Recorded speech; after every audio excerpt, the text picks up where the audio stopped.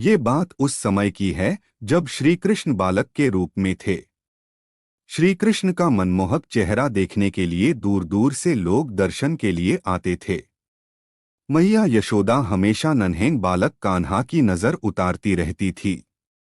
ब्रजधाम, मथुरा, बरसाना के लोग कान्हा के सुंदर रूप का ही वर्णन करते रहते थे।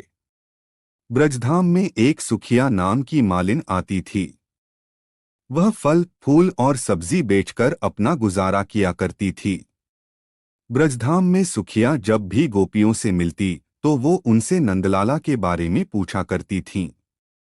बालकृष्ण की लीला सुनने में सुखिया को बहुत आनंद आता था। उसका मन भी बालकृष्ण के दर्शन करने को तरसता था।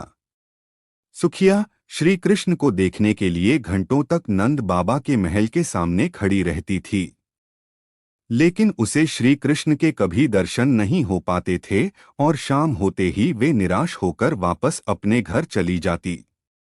रात को खाना खाते वक्त भी वे नंदलाला के बारे में सोचा करती थी।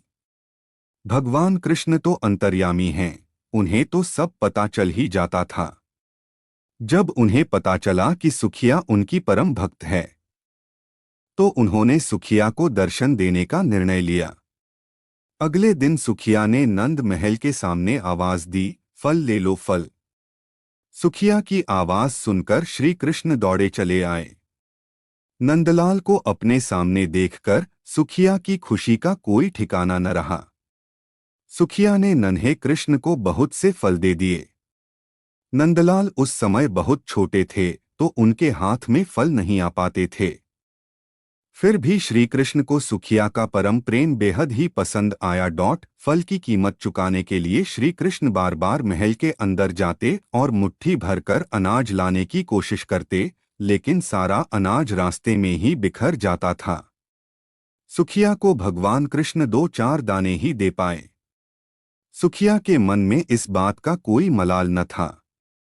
वह तो बहुत खुश थी कि आज उसने अपने हाथों से भगवान को फल दिए और उन्होंने वो फल खाए। सुखिया मुस्कुराती हुई अपने घर पहुंची। उसकी फल की टोकरी खाली थी, क्योंकि वो सारे फल श्री कृष्ण को दे आई थी। घर जाकर उसने टोकरी अपने सिर से उतारी तो पाया कि उसकी टोकरी हीरे जवाहरात से भरी हुई है। सुखिया समझ गई कि यह भगवान की लीला है। उसने मन ही मन बाल गोपाल को धन्यवाद दिया। इस तरह श्री कृष्ण ने अपनी परम भक्त सुखिया का उद्धार किया।